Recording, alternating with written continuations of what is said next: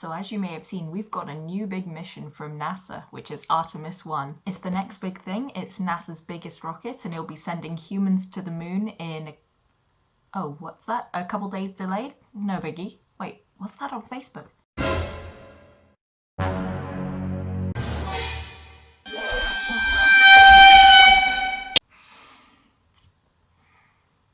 Sometimes I wish Ragnarok would come sooner. So what is up, everyone? I won't go heavy into an introduction, and I think it's best if we just get the ball being a globe, which is real, rolling. So to summarise these set of missions, the USA wants to put humans back on the moon, essentially. This has been the first time since a couple of decades now, and we'll get into that fact in way more depth than on. The moon is an extremely good resource for understanding not just the Earth and moon's origins, but the solar systems in general.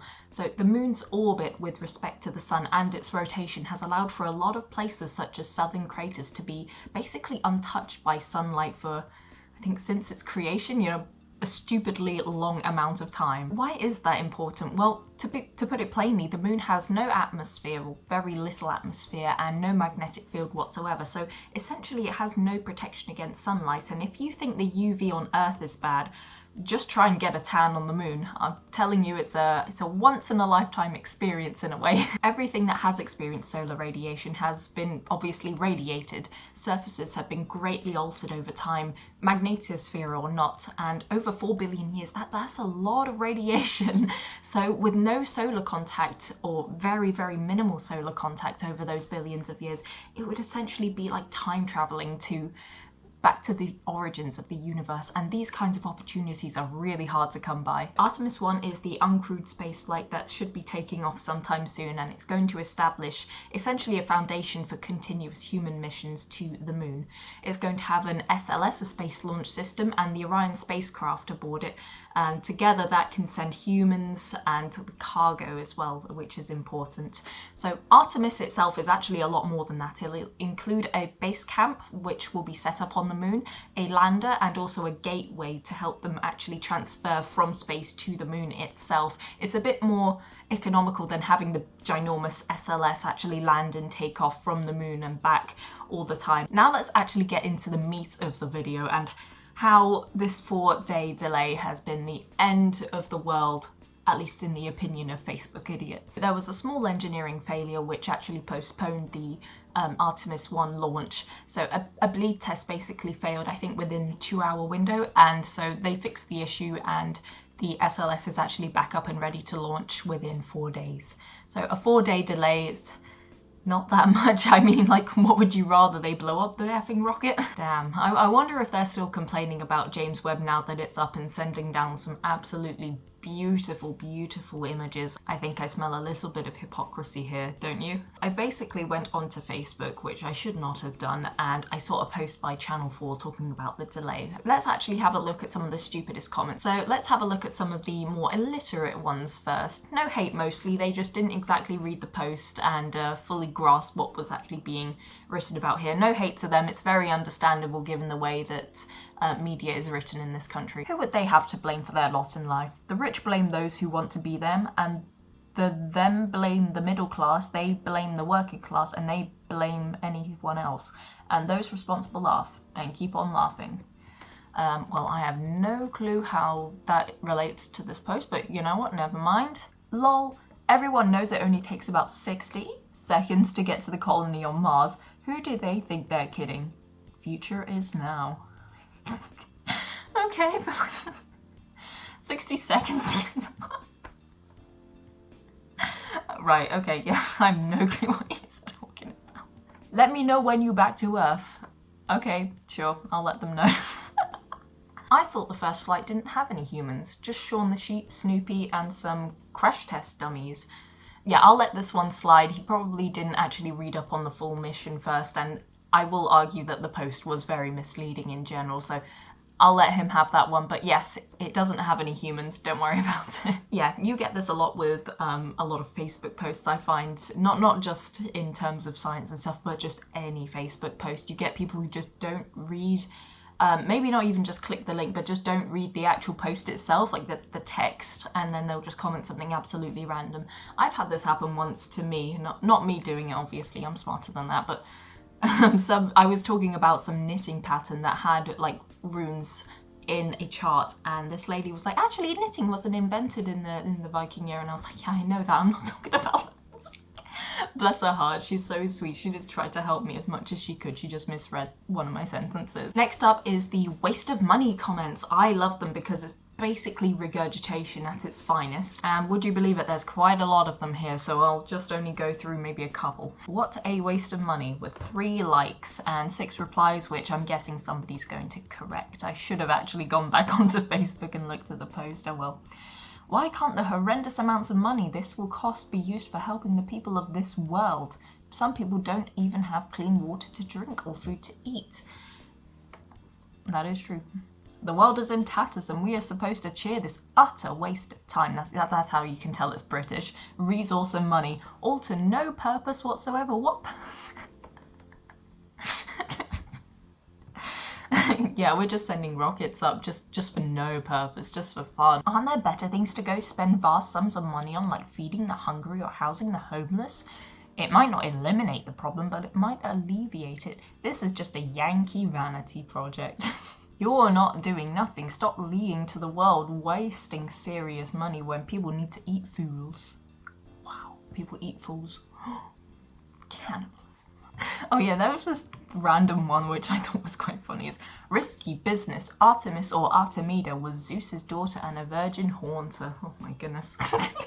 And the last one that I'll just put up is, spend billions on this and at home we can't afford to eat or heat. Sort your priorities out. 68 likes. Oh, I should have liked it, made it 69. So first of all, NASA is a US agency. They don't really have anything to do with the UK really, apart from collaborations. I don't understand why this lie is just so heavily perpetuated within the UK. I don't get it, man. And second of all, why would the US actually be focusing on world hunger? Like, have you actually read up on US history? Thirdly, sorry, the budget in 69 I think was just under 5% of the actual total. I believe it was the GDP, the revenue, money, whatever, but that's not the point. The point is, today, it's actually 10 times less than that at 0.5%. And 0.5% really is not that much. For context, Elon Musk's worth is actually, I think, almost over 10 times that now.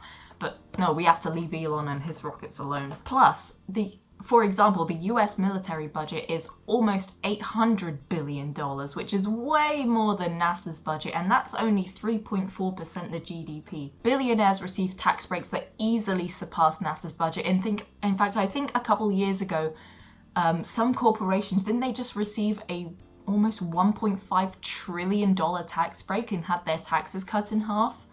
Like, do you see the point I'm making? Like, you getting rid of NASA wouldn't actually help with anything. These commenters aren't actually completely in the wrong, and they do come from a very good heart. And the reality is, neither kids in the US nor the UK actually learn about taxes and where their money goes. And you probably know why, but I won't get into that. The thing is, these guys just don't really understand, because 24 billion is a huge number and they will just take that number and go. So these are quite cheap shots about NASA and the US, but if you want to see a post that puts it far more eloquently and perhaps a lot more friendly than me, I would highly recommend my good friend James's post called Artemis 1, Haters Gonna Hate. If you want to see some smart people and just see what they want to have to say, then I highly recommend going onto his post and having a look. I'll put the link in the description. Lastly, we're just gonna briefly talk about the space deniers. In 1969, technology was better than 2022. No, it wasn't, darling. It was just heavily budgeted for. So this one, the head of the mission, James Cameron one, yeah, I have no clue what they are writing about. James Cameron is not the head of the mission. He's just a really big Mars mission supporter, I guess, and he's on the head of the he's on the advisory council for that, I guess, and I could not find this quote anywhere. I could not find it anywhere on the internet, so I have a feeling it may just be a blatant lie, which is not uncommon for space deniers. So you mean first time ever? So are they actually going, or is it just completely CGI, just like the 69 mission? I really don't get it. I'm going to focus on conspiracies much later in a completely different video. It needs its own topic. The reason being, you can't just post these comments like these on a video and just berate them like this, even though I kind of did that, even though I find that I was a little bit more fair than other YouTubers. Although I am just telling you, I've grown up with conspiracy theories, but I've grown up with them. I know how they live, how they interact, and you know, these people don't just log off and just poof, disappear and then manifest when another post about NASA or the Earth just comes up on the internet. And in my experience, you really have to come from a place of compassion if you want to actually reach them. Also, there were some good comments here too. There was one by Abdul, who, from what he says, he's worked in the space sector and he makes similar points to me, although far more eloquently. He's also got 2 likes, so technically that's 3 very smart people. And I'm going to leave it with this comment by this really sweet guy called Gerald. In case some mad conspiracy theorists come and see this, I'll keep him somewhat anonymous, just like all the other comments. He was just 2 years younger than my dad, and I just thought it was really sweet. So it says, I was 7 years old when man landed on the moon, so I've waited a lifetime to see this. Very, very good luck to the astronauts next year. It is so risky. Thousands of things could go wrong and the astronauts won't return to Earth. And yep, he is very right with that. Yeah, I thought that was really sweet. Thank you very much for joining me on this funky, quickly put together video of mine. I'll have you know, my Jupiter sock, there we are, is almost ready. There's the cuff on one and there's a full sock over there, so expect a video on Jupiter soon. And thankfully we've got some new James Webb images which can nicely be peppered into that video. In the meantime, I'm going to go watch Artemis's launch. When it does launch, the links for everything will be in the description. And also my good friend James, I would highly recommend you check out his post and give him a like and comment as well. His execution is far more eloquent than mine, and I would love for you to see his viewpoint, so that will also be linked as well. In the meantime, have fun!